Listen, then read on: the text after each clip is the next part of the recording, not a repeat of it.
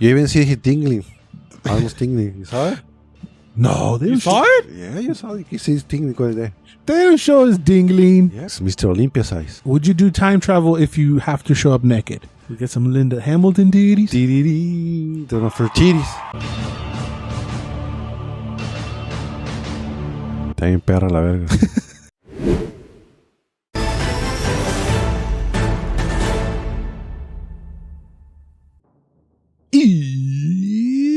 Welcome. The list. This show is plucking a name out of all time movie watch list, watch it, and review it for your viewing pleasure. The movie we're scratching off the list today is the 40-year-old Terminator. A human soldier is sent from 2029 to 1984 to stop an almost indestructible cyborg killing machine, sent from the same year, which has been programmed to execute a young woman whose unborn son is the key to humanity's future salvation. Probably, I had not seen it until like probably 5 years ago. And my very first thought was like, this is more scary than action-packed because what I knew and what most people know about the Terminator is actually what comes from Terminator 2. Yes. Yeah, what's considered the best action movie of all time. And considered the best sequel ever, too. Like, because it outdid the first one by miles. Before we deep dive into it, make sure you like, comment, and subscribe down there. Let us know all your nostalgic Terminator thoughts. Let's get into the movie. We start in 2029. How crazy is it that we're closer to the future of the movie than when the movie came out?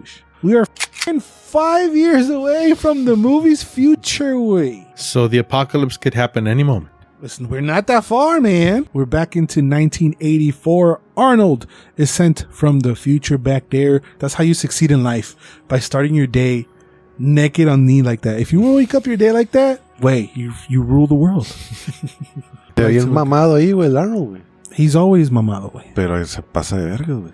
Came straight out of Mr. Universe to do that movie. He was doing Conan Dose, I believe.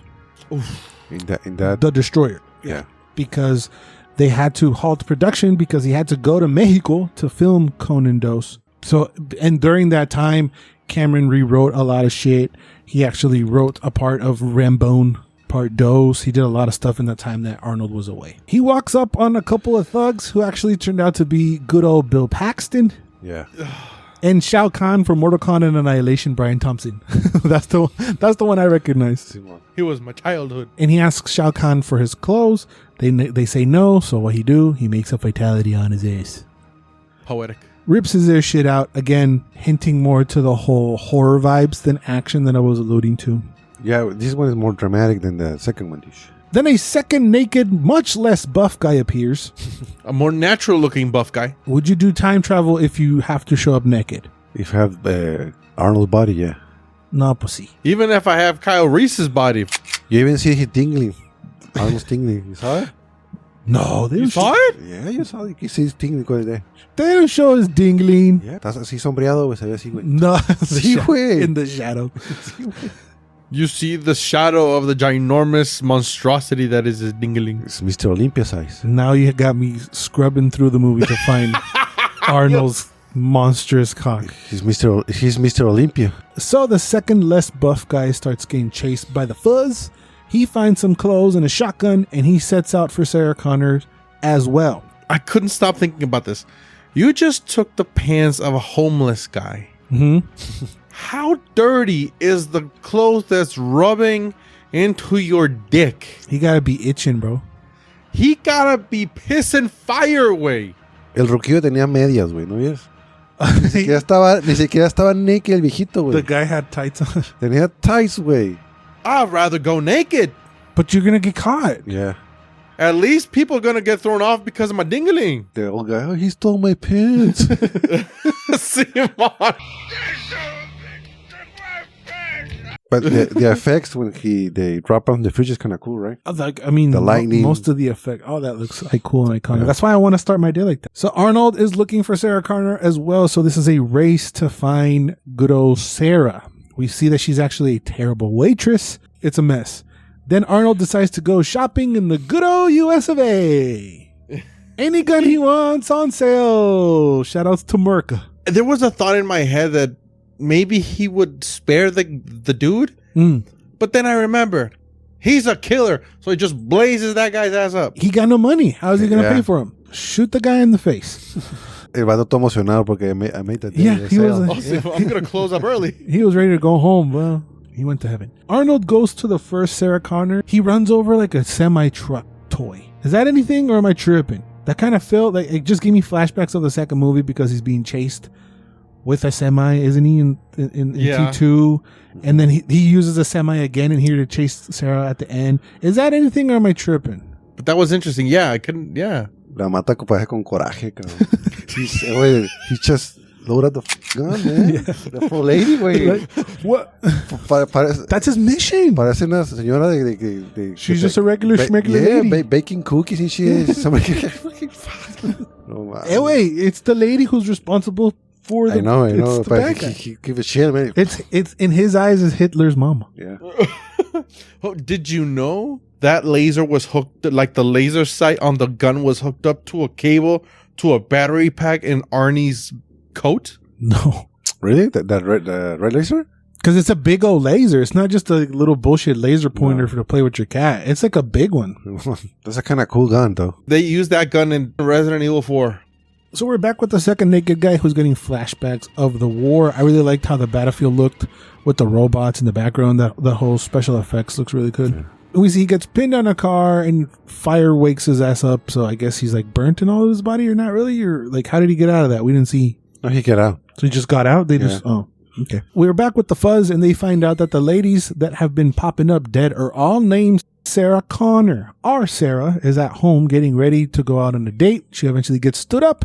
Our Sarah's kind of mija, no? She's fine. You know what is ugly? The upholstery on the couches, way. Dude, I was enjoying the movie, and then she was looking for the iguana, and it took me completely out. I was just looking at the upholstery, and I was, what were these people thinking? That was peak fashion in the interior design in the mid 80s. Yeah. Yes, it was terrible. She finds her iguana with her ugly upholstery. Gojira. She finds Gojira. Was this the part where we get the cops and like one of them is gonna talk to the press and he says to the other one, "How do I look? Like shit, boss. Yo, mama." And just walks out. Yeah. Yeah. She's on the news about the whole Sarah Connors thing, so she figures that she's next and she starts freaking out. So the second naked guy starts following her and she freaks out even more. She calls the popo, gets nothing. Then we see that Arnold is at her crib. Arnold beats the shit out of her horny roomie's boyfriend and also shoots her friend. Don't worry, he covered the upholstery with blood, so you don't have to worry about it. Finally. So while he's there, the phone rings and it's Sarah. And it's the answering machine. And I like that the answering machine says that machines need love too. That's a good one. Talking to a machine. But don't be shy, it's okay. Machines need love too. And the Sarah's actually accidentally giving her location to Arnold because she thinks she's talking to her friend. Yeah. Sarah calls up La Chota again, tries again, and La Chota tells her to stay. But Arnold shows up to the club, breaking fingers and not paying any cover. But she thinks that the second naked guy is the one after her. Yeah. Until Arnold walks up to her to try to kill her, and the second naked guy blasts Arnie in the face, and he just sit up like the Undertaker and starts blasting each other. Yeah. The second naked guy gives one of the famous lines, but I don't think is the most popular famous line, but it's the same line. Come with me if you want to live. When I hear "come with me if you want to live," I hear it with the Arnie, "come with me if you want to live." Yeah. He made it. Yeah, but maybe it's because we saw the second one first and then saw the first one. I think it's just Arnie's accent adds to it.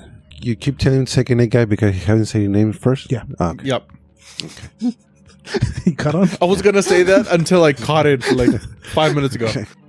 Because you don't have a funny nickname, so I'm just going to keep calling him second naked guy. Yeah. So this sets off the first chase of the movie. He shoots a car, exploding. Arnie doesn't give a starts jumping through the car, grabs onto Sarah through the windshield. They crash. Arnie flies off, loses his eyebrows for the rest of the movie. They're gone. Yo, the eyebrows and that up hairdo Yeah. up Arnie's creep factor machine. Because he walks through fire. Yeah, and the hair. Yeah, everything. Hairdo, yeah. So Arnie jacks a cop car and starts pursuing them in the second chase. Second naked guy tells her what's going on and gives his name and say that his name is Reese. Back to Arnold without the eyebrows, starts to impersonate a cop to tell everybody it's all good, but he can hear everything that's going on that's being reported because the cops are chasing them as well. And he's smart. He's using the instruments that he has to his advantage. Yeah. Then Reese starts giving her the Terminator specs as if he worked at Best Buy. Underneath, it's a hyperalloy combat chassis. Microprocessor controlled. Fully armored. Very tough. But outside, it's living human tissue. Flesh, skin, hair, blood grown for the cyborgs. Oh, Simon. And says that they're actually from the future and starts to explain everything to her. He tells her that machines take over and how they are enslaved. But then there was one savior named John Connor. Her son was the savior. He the Jesus. Arnie shows up and starts blasting at him once again, and a third chase ensues. I do want to shout out to Arnie. So he was always, for the most part, a good guy, and that's a lot of it has to do with people not expecting what the hell's going on with this movie if you've not seen it. But he was a very good bad guy. He is a bad guy in this movie. Mm-hmm. Because after the second one, he becomes a good guy, pretty much. Yeah. Throughout the whole series. Until Dark Fate. Yeah. He doesn't kill anyone in the second one. But here he's killing everybody. But here he's killing everybody in a scary way. Yeah. James Cameron made changes for the second one. Yeah, because he saw how much of a star Arnold was. But I just admire that he was into it. He was down. Like a lot of 80s, 90s guys, especially guys I don't like. Shout outs to Seagal. Shout outs to Van Damme. They're like, I'm not going to be a bad guy. I'm a good guy forever. And Arnold didn't care about his image in that way. I love it because even he uses his physicality to intimidate. Oh my God, it's scary. He's scary, man. What is interesting is, as much as I just gave him all these props, he had zero faith in the movie. Nobody thought it was going to be what it was except for Cameron. Yeah. When he was doing Conan, he took the boots that he was wearing for this to Conan, and they were like, "Where is that from?" "Oh, it's from this little shitty movie I'm doing." That's what Arnold said. How dare he? So the idea of the movie is too wild, and you guys have to remember, James Cameron was not James Cameron. He got fired from doing a movie called Piranha 2. Mm-hmm. Flying piranhas or some shit. So he wasn't James Cameron. It's just like some rando kid. I mean, but at that time, almost every movie started out like that. Star Wars started the same. Nobody gave a half a shit for that movie, and look what it is now. Absolutely suck! The robots and shit. People didn't understand back then. I mean, cheesy movie. Somebody, Yeah, because we're coming from 60s and 70s robots where there were clunky and shiny and all whatever, and he just came and said they're gonna be badass. Even if you see the names, they're using the words cyborg, intelligent, artificial intelligence, kind of that. I mean, laser guns. I mean, everything they say seems like common knowledge now. Yeah. Uh-huh. They crash and the fuzz catches up to them, but Arnie is gone. They take Sarah back to the precinct. They told her about her friends. Mm-hmm. And then we cut to Arnold, who's basically performing surgery, or I should say performing repairs on himself on the forearm, which looked sick. The gears moving and shit. That looked tight even today. Just peak body horror. We do go over to the cops trying to interrogate Reese, but they're not buying his story. And we come back to Arnie around with his eye. I hated that. Don't touch your eyes. God. I hate eye shit. I started crying. I can't do with eyes and stuff, man. And he just brought a rusty X-Acto knife right up in it. He don't care. And all that looked legit until we saw an animatronic Arnie. Then that did not look so real. Robot Arnie looked really weird. Yeah. But I think it's kind of cool. It's like a time capsule within the movie to see where we're at in movie cinema. Yeah, where we were. So he takes his eye out and finds some shades to hide the eye. And he sets out for Sarah. Sarah's sitting there watching them interrogate Reese. They brush him off as just a crazy guy, and they tell her to go Mimi. Arnold walks in trying to see Sarah, and he says the most iconic line in the series. I'll be back. It's legendary. It's iconic. This is another thing that Arnie almost f***ed up. He wanted to change it. He wanted it to be, I will be back. because he didn't like how Isle sounded in his accent. Isle. And they're like, no, let's keep it like that. And it's something so simple. But I feel like if it was changed, it wouldn't have the impact somehow that it did. Oh, it's also the cadence how he says it. So he turns around and leaves and just drives his car into the damn. Oh, hold on. Now with the change of jacket, this is I think where Arnie really looks even more menacing, because the other jacket had like those giant shoulder paddings, too big for him, and with this one he's just like a badass cop. He drives in the precinct, starts lighting the cops up, blasting them away. I like how they were flying away when the shotgun shots. Killing everybody. Yeah. Our main cop guy and the guy from Alien get it. Rest in peace. Oh, Simon. Reese finds Sarah. They get away and they start hiding under a bridge. She's sewing him up because Reese got shot, and he's telling her about her son. But she want to know who the baby daddy is. And then she don't want to know who the baby daddy is. But then he describes this badass legend of a lady that she's not even close to be yet. And he starts to describe her from the future, and she's second guessing herself, and he's telling her how the future is. And in a flashback scene, he's going into a underground bunker, and a Terminator busts in and starts shooting the dogs and the kids and all that other shit. This fact is brought to you by my papa. He's like, oh, that guy that busts in, another Terminator, is one of Arnold's old trainers back in the day. Neta? Told him I was going to watch this movie. He was like, oh, you remember when he rocked? I don't remember shit. Started telling me the fact. Well, he looks buff too, you know. But yeah, he looks like a Like a runner-up for Like Mr. a Olympia. Terminator. Yeah, he did look like he landed in second place. But then we get Puppet Arnold reading reading her contact book, and he tells the custodian, "F- you asshole." Oh yeah. He's trying to find out where Mama Carna lives up in Big Bear. Big Bear Lady.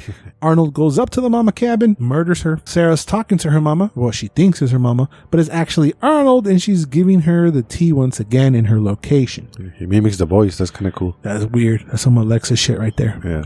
I love you too, sweetheart. Back with Reese, he declares his love for her while they're creating pipe bombs. He says that he's loved her forever off of a picture, and they start boning. Yeah. I mean, that girl was crazy, because imagine just getting off of making pipe bombs. No mames, güey. Dee, dee, dee. We get some Linda Hamilton ditties. Dee dee dee. Don't know for titties. Arnie can smell him and tracks him down. He's still wearing the hobo pants, I guess. Ducks can spot a Terminator, so he starts hearing the dogs bark at the Terminator. And the fourth chase starts. This is where they crash and flip the truck. Arnie gets run over by a semi. This is where he's all f***ed up. He had the cool makeup. Yeah. Oh, by that time he looks like a mechanical zombie, and I was like, oh. But if they put that makeup on him, why the hell were they using the animatronics? Yeah. Esa parte se ve bien chingón, güey. He looks cool. Se ve There perro. was no need for the animatronic. No. The eye was glowing. It looked really cool. The animatronic made it look cheap. Maybe Arnie didn't want to slap on the makeup or something. I don't know. Probably they wanted the effect of the moving eye. Probably. Maybe. Probably. Well, then do a shot of him zooming yeah, in. zooming in, kind of, yeah. Because you don't see Arnie's makeup until this point. You could have used it back when he was Yes. taking his eye out and all this other stuff. So that was a weird decision. Yeah. A lot of it has to do with the budget, I understand, because we get another more animatronic close-ups in that moment, and they nearly escape. Reese blows him up, and we think he's finally dead, so we think, but the robot gets back up. Oh, yeah, güey, no mames. I was like, why don't you die? And the fifth chase begins. Fifth chase. He looked tight. It was a robot. Yes, you can tell it was a goofy animatronic, but that looked better. That looked really cool. I think I liked that better than when they were doing the stop motion stuff. That was the part when I said, oh, yeah, this is an old movie, because when they were running down the corridor and they slammed the door, you can see Linda Hamilton's like silhouette getting all chopped up because of the screen or whatever. But again, it is like a staple of the times this movie was made in. So in that stop motion chase, we get another chase. This time it's on foot. They're running away. Again, this feels very horror aspect to it. And Reese blows it up again and himself. The thing is, the thing is not dead yet. No. And the sixth chase of the movie ensues. This time even slower at a crawling pace because they're literally crawling away from each other. And as the chases progress, they get even more nerve-wracking. Yeah. Yeah. She eventually crushes him, and I think she delivers a line that they thought was going to be like a holy shit live. You're terminated.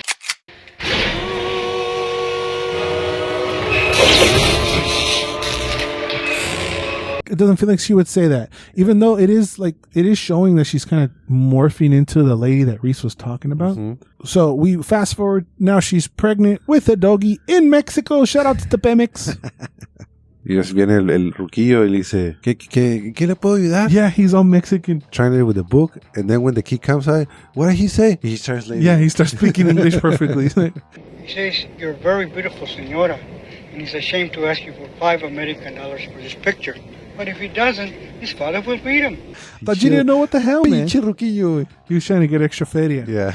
But even I couldn't even understand what the kid was saying at first. I have to rewind it and look at it again because I was.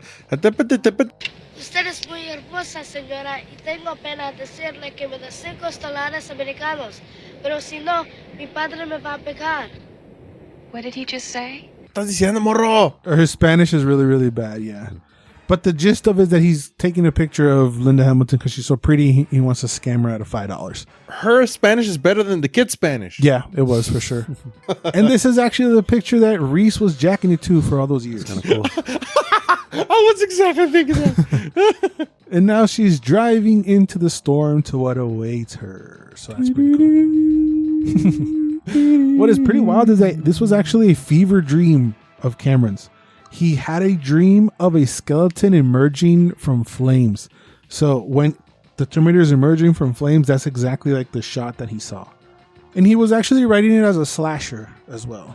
I mean, he did a bang-up job in making a bad guy. Well, he was using the Halloween series as inspiration, and there's a lot of things there. You get the whole Sarah and Laurie connection. There's a lot there. Some of the early ideas were to have Reese have a robot dog with him. So that was eventually cut. And there was also supposed to be 2 Terminators chasing after her. Ay, way. Arnie and one made out of liquid metal.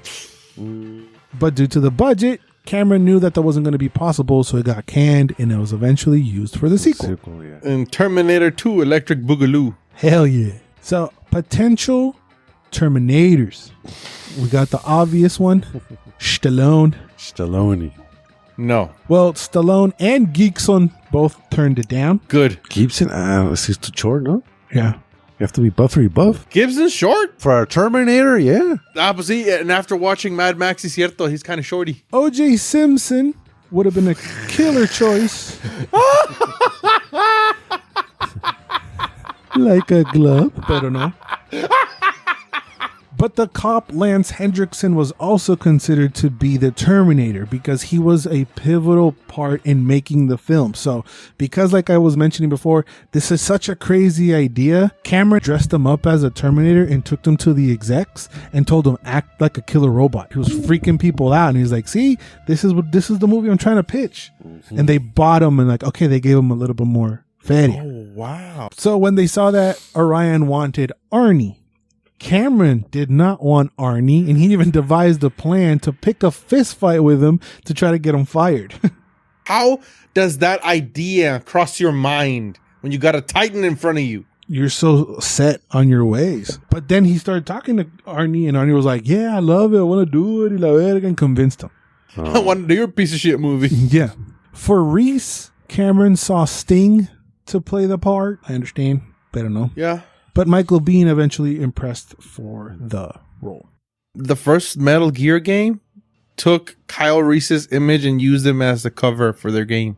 So what makes this movie even more incredible is that it was only made for $6 million. Holy shit. Because no one believed in it.